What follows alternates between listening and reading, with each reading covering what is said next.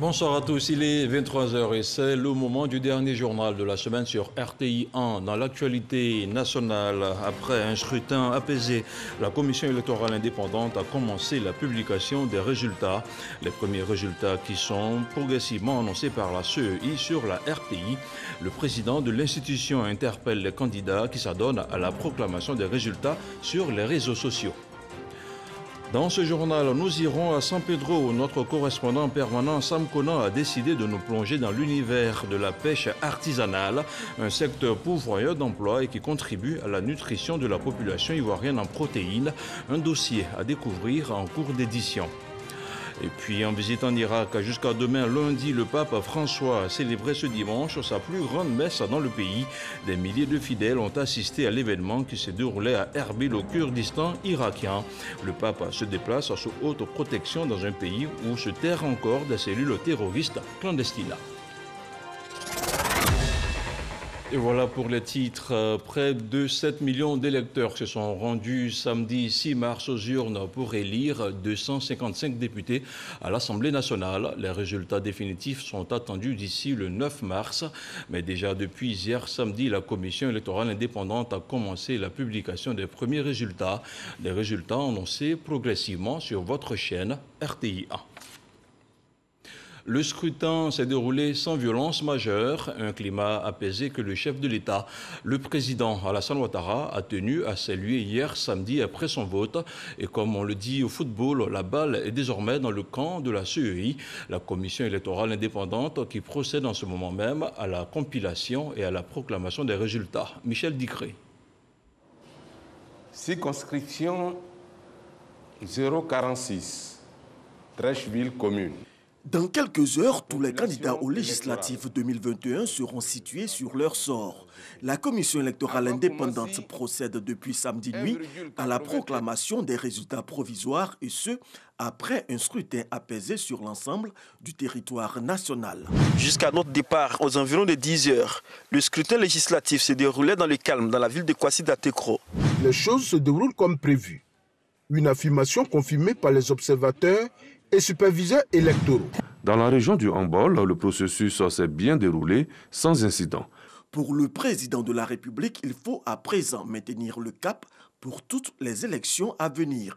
Que les Ivoiriens puissent choisir à compter de maintenant, en toute quiétude et dans la paix, leurs représentants, que ce soit pour le pouvoir suprême de l'exécutif, le pouvoir législatif ou bien évidemment les élections locales avec les mairies et les élections des conseils généraux. Pour l'heure, la commission électorale indépendante est à pied d'œuvre pour donner tous les résultats dans les plus brefs délais.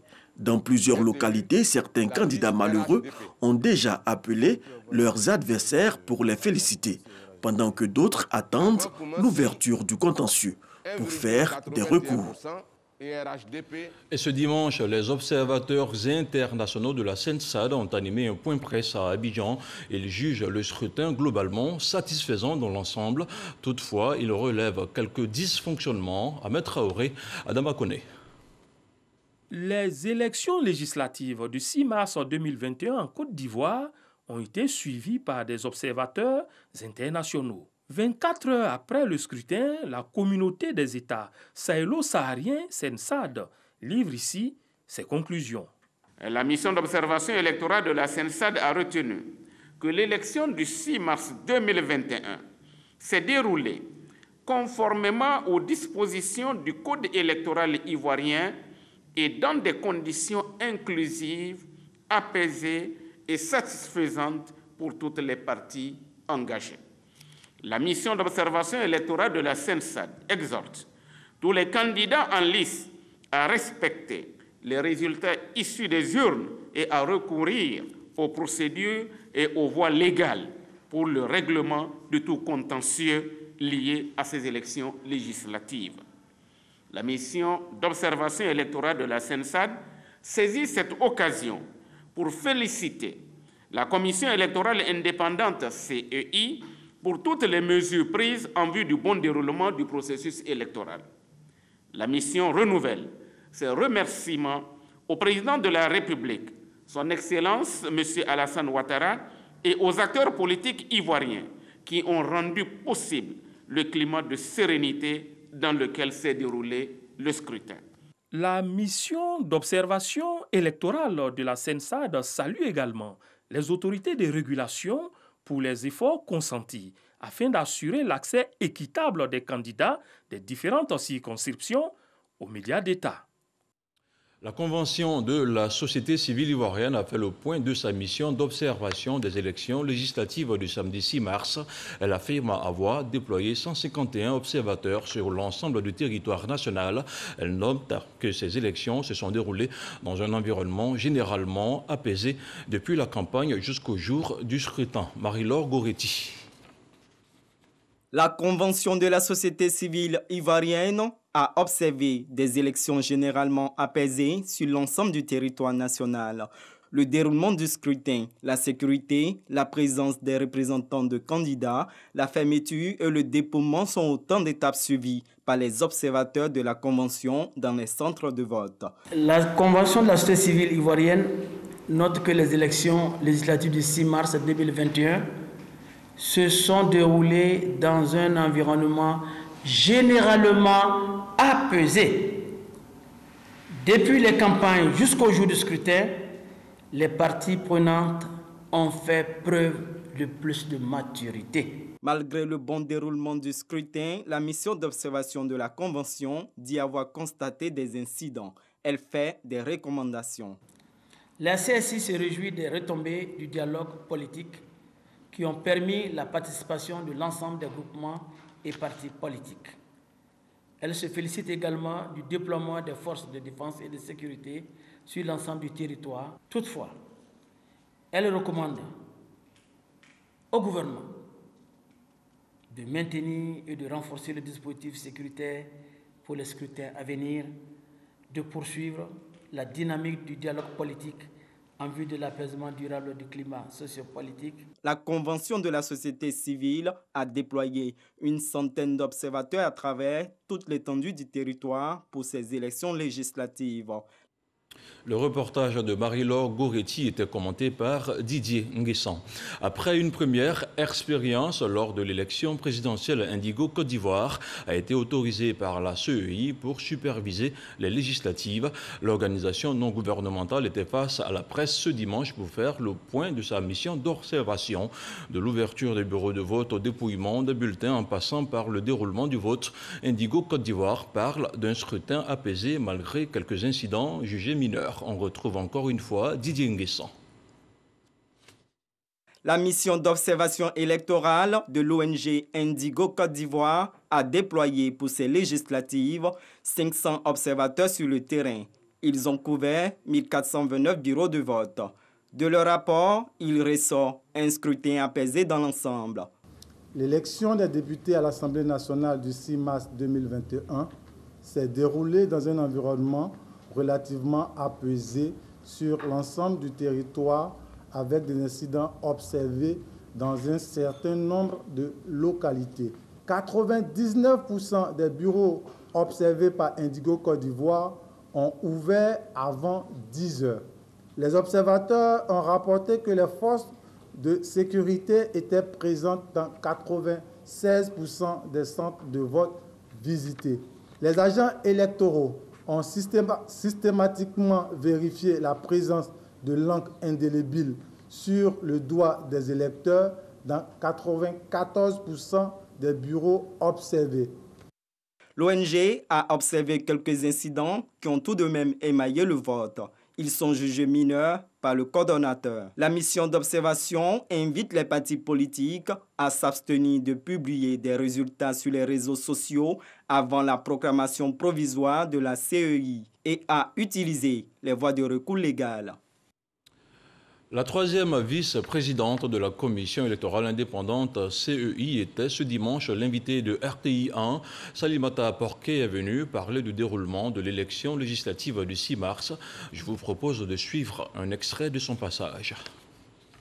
Le président Koulibaly Kubière a invité tous les candidats à une réunion de la commission électorale pour leur expliquer le mode opératoire, ce qui est très important. D'accord.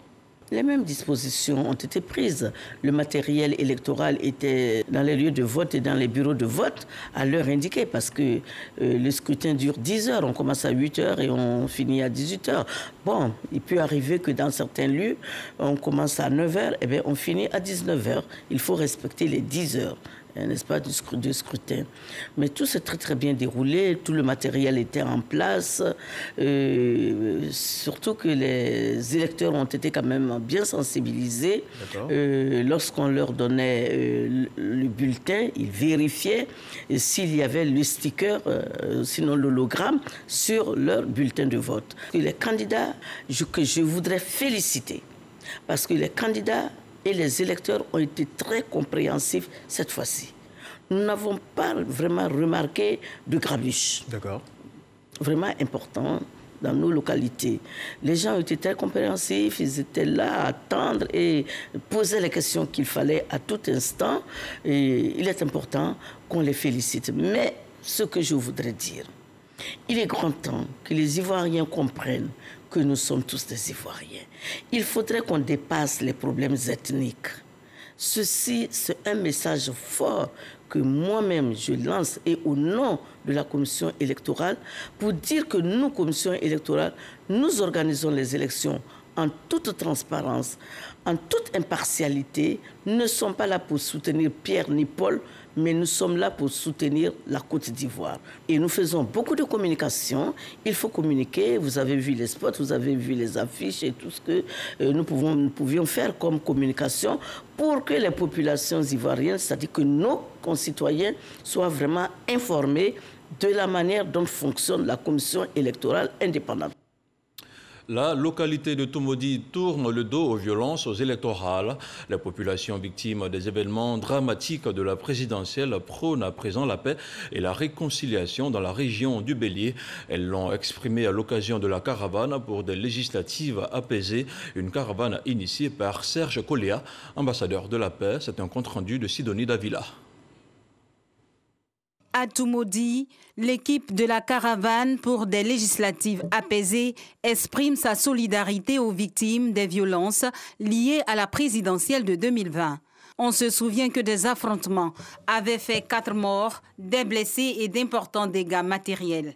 Maisons brûlées, commerces détruits, des habitations désertées. 6 mois après, les populations se disent prêtes à tourner la page. Le médiateur, quand il est arrivé, ils ont monté même un comité de veille qui est en train de sensibiliser les gens à faire en sorte que prochainement cela n'arrive jamais. Après cette visite, une rencontre d'échange et de sensibilisation s'est tenue à l'esplanade de la sous-préfecture de Toumodi.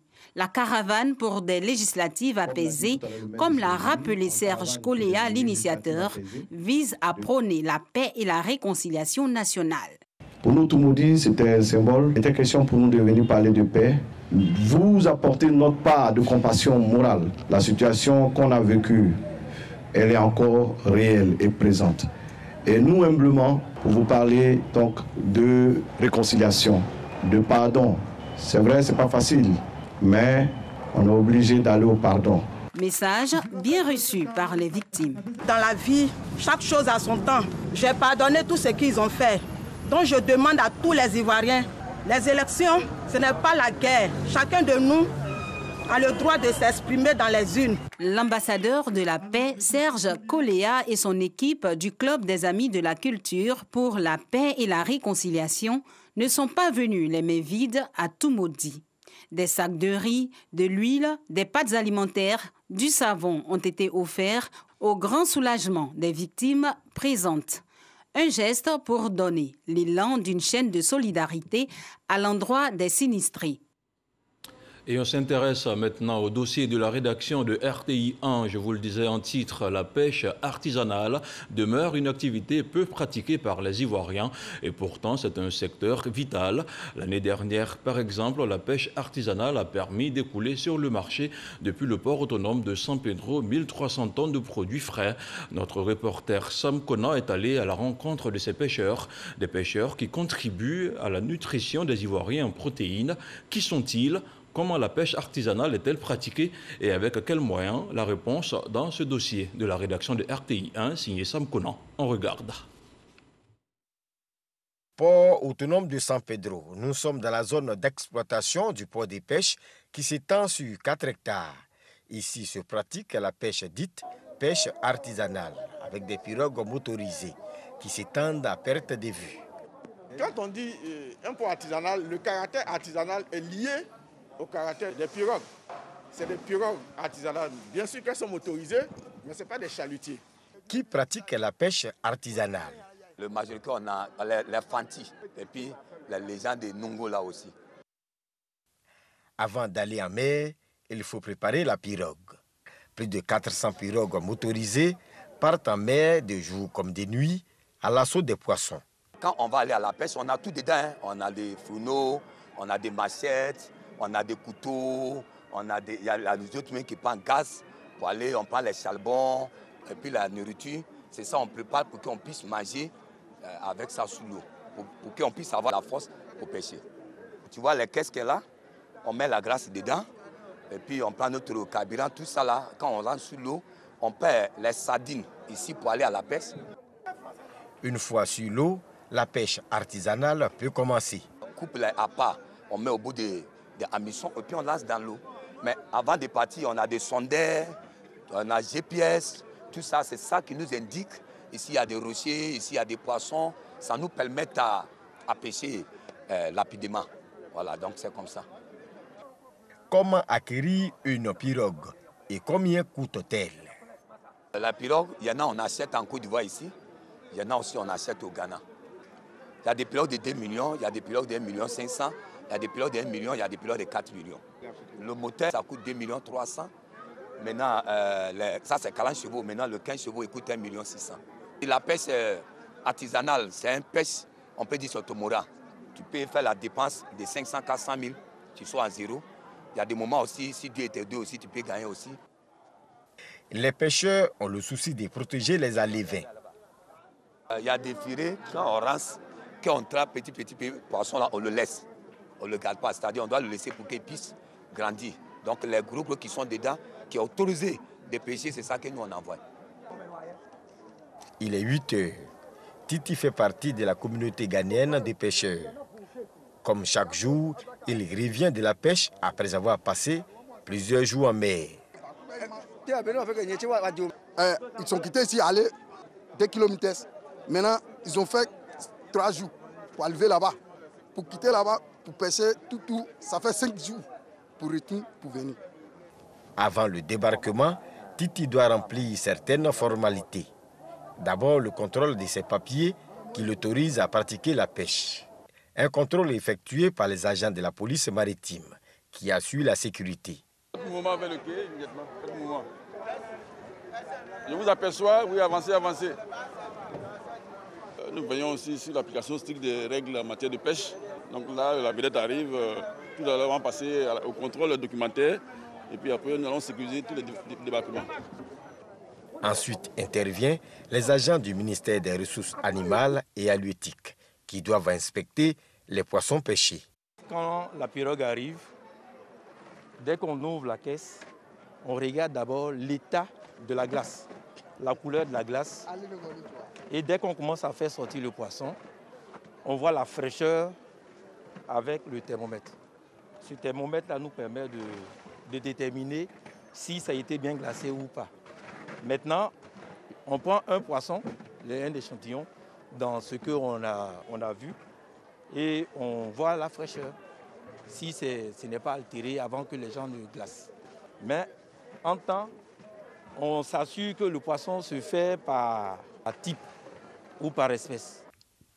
Une fois la qualité du poisson certifiée, c'est l'étape de la pesée. La pesée sert à faire les statistiques, pour savoir quel type de poisson nous avons reçu ce jour. Et surtout dans cette pirogue, la pirogue que nous venons de débarquer. Et donc, en ce moment, on vient de peser 100 kg de céréales. Et on a donné au propriétaire, c'est-à-dire à la marailleuse, qui va reconditionner. Donc nous procédons à la pesée pour pouvoir délivrer les redevances, les tickets, parce que toutes ces activités-là sont assujetties à des redevances. Et nous prenons aussi les espèces parce qu'après nous élaborons les statistiques pour savoir un peu les différentes qualités de poissons qui passent par le port. Quelles sont les variétés de poissons qui sortent du port de pêche de San Pedro? On a les sardinelles, on a les thons, les différentes espèces de thon boni, thon albacore. Et puis on a les poissons nobles comme le mérou blanc, le mérou noir, les capes rouges, les dorades, on a les pageaux, les brochets, les capes blanches, les sols, les sosos, voilà, capitaine. Après la pesée, les marailleurs vendent le poisson à des grossistes qui, à leur tour, expédient tout le poisson ou presque sur Abidjan. En plus du port de pêche artisanal, la Direction générale du port autonome de San Pedro envisage de créer un port de pêche semi-industriel pour satisfaire la demande. On a en projet la construction d'un port de pêche semi-industriel qui va accueillir plus de chalutiers. Ça ne veut pas dire que le port artisanal va disparaître, on va le déplacer ailleurs. En 2020, 1300 tonnes de produits frais sont sortis du port de pêche de San Pedro. La pêche artisanale est un secteur vital. La Direction générale du port de San Pedro invite les jeunes Ivoiriens à s'y intéresser davantage. Dans l'univers des pêcheurs de San Pedro, un dossier de Sam Conan à revoir sur RTI 1. Autre chose à présent, plusieurs acteurs du développement local sont en formation pour s'approprier les outils de management des collectivités territoriales. À terme, le projet devra aboutir à la certification des 13 communes pilotes à la norme ISO 37101. La séance de formation s'est déroulée dans la commune de Port-Bouët. C'est un reportage de Michel Digré. Le développement local à travers le transfert de compétences aux collectivités territoriales constitue une préoccupation majeure pour le gouvernement. La raison, les collectivités territoriales rencontrent d'énormes difficultés dans leur fonctionnement quotidien du fait des problèmes budgétaires mais aussi des insuffisances au niveau du management du développement durable. Cet atelier vise à donner à une cinquantaine de participants, acteurs du développement local, les outils nécessaires en matière de planification et de leadership. L'objectif est d'arriver à la certification des communes choisies pour la phase pilote du projet. Vous savez, le gouvernement ivoirien est engagé dans plusieurs programmes de bonne gouvernance. Et la normalisation ISO est une porte importante pour nos communes. Il s'agit de veiller à ce que les ressources publiques qui sont affectés et qui sont gérés dans nos communes le soient selon un certain nombre de critères. Vous savez, aujourd'hui, la Côte d'Ivoire n'est pas seule. Les indicateurs de bonne gouvernance sont suivis à travers le monde entier. Et la Côte d'Ivoire souhaite que nos communes, justement, s'inscrivent dans cette logique de bonne gouvernance.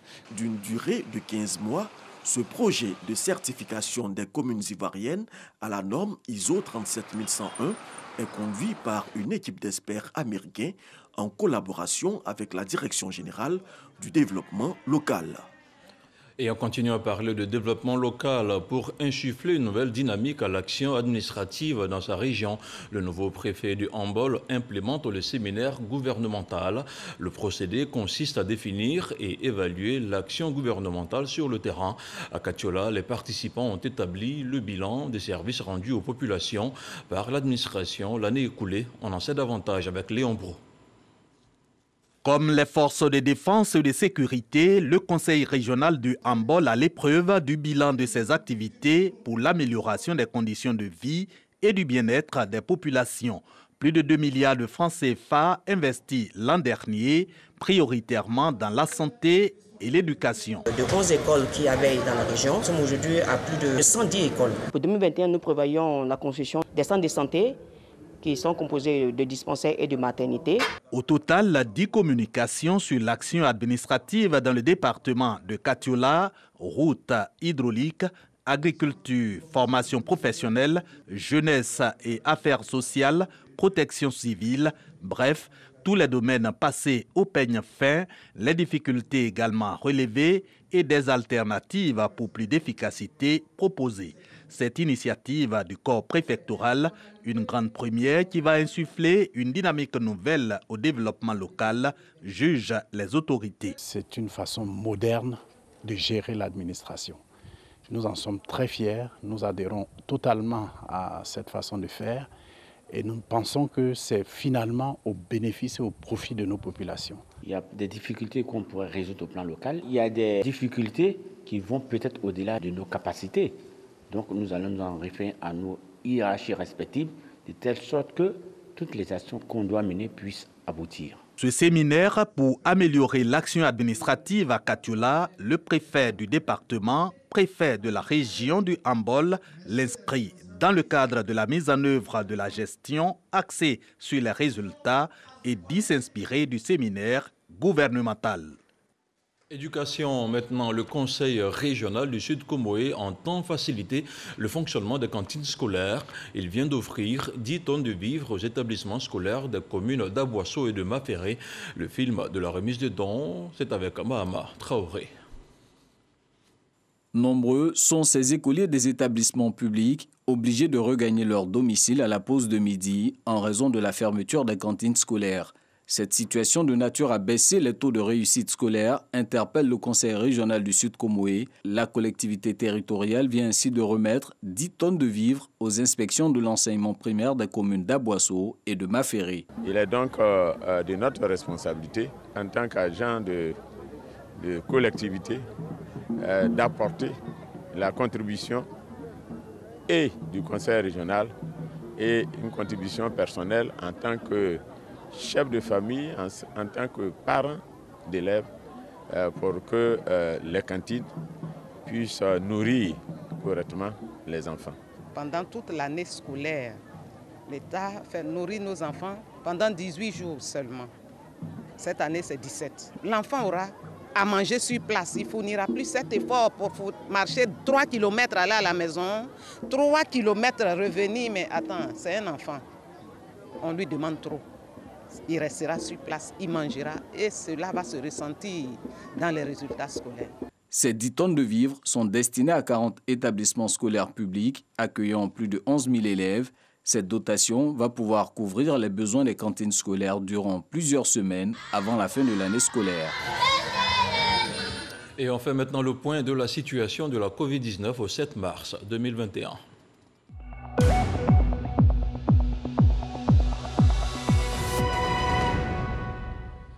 Le ministère de la Santé et de l'Hygiène publique a enregistré ce dimanche 7 mars 2021 252 nouveaux cas de Covid-19 sur 4 249 échantillons prélevés, soit 5,9% de cas positifs, 195 guéris et 2 décès. À la date du 7 mars 2021, la Côte d'Ivoire compte donc 35 187 cas confirmés, dont 32 708 personnes guéries, 202 décès et 2277 cas actifs. Le nombre total d'échantillons est de 442 583. Le ministre de la Santé et de l'Hygiène publique invite le personnel de santé, les forces de défense et de sécurité, les enseignants à se présenter au centre de vaccination au parc des sports de Trècheville afin de se faire vacciner gratuitement contre la Covid-19. Dans l'actualité hors de chez nous, lors d'une messe en plein air dans le stade d'Erbil, le pape François a demandé à la communauté chrétienne irakienne de ne pas s'enfoncer dans une spirale de représailles sans fin. C'était lors du dernier acte de sa visite en Irak à Erbil, une ville du nord du pays qui a servi de refuge en 2014 aux habitants de Mossoul et de la plaine de Ninive, alors pourchassés par les bandes armées de Daesh. La communauté chrétienne irakienne a perdu les 2 tiers de ses fidèles en moins de 20 ans. Place à présent au 7 sur 7, le tour du monde de l'actualité en 7 jours. C'est une compilation signée Sidonie Davila.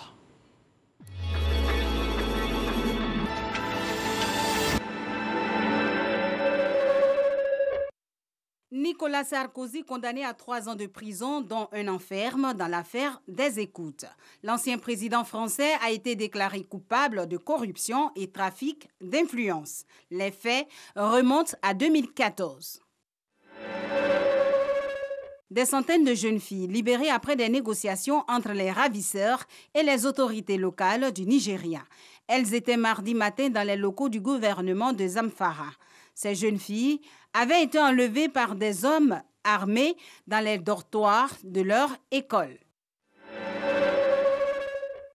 Arrêté mercredi alors qu'il se rendait à sa convocation dans le cadre d'une plainte pour viol, l'opposant sénégalais Ousmane Sonko a été arrêté et placé en garde à vue dans l'après-midi pour trouble à l'ordre public et participation à une manifestation non autorisée. Ousmane Sonko sera présenté devant le juge pour n'avoir pas répondu à la convocation, affirme l'un des membres de son équipe de défense, Maître Gibi Diagne. Pendant que la répression sanglante des manifestations se poursuit en Birmanie, de plus en plus de pression internationale contre la junte birmane. Le rapporteur spécial des Nations Unies recommande un embargo mondial sur les livraisons d'armes. Le pape François est arrivé en Irak vendredi dernier, faisant la joie des chrétiens d'Orient. La visite à haut risque est sous haute surveillance. C'est la première visite papale de l'histoire de l'Irak, ravagée par les guerres et désormais confrontée à la pandémie Covid-19. Le Mauritanien Ahmed Yahya a décidé de retirer sa candidature à la présidence de la Confédération africaine de football CAF ce samedi. La veille, le Sénégalais Augustin Senghor et l'Ivoirien Jacques Anouma avaient fait de même. Plus qu'un seul candidat en lice, le Sud-Africain Patrice Motsepe pour l'élection qui se tiendra le 12 mars prochain à Rabat. Les Suisses votent ce dimanche par référendum sur une loi interdisant la discrimination fondée sur l'orientation sexuelle. Une loi saluée comme un garde-fou contre l'homophobie par ses partisans, mais décriée comme une forme de censure par ses adversaires.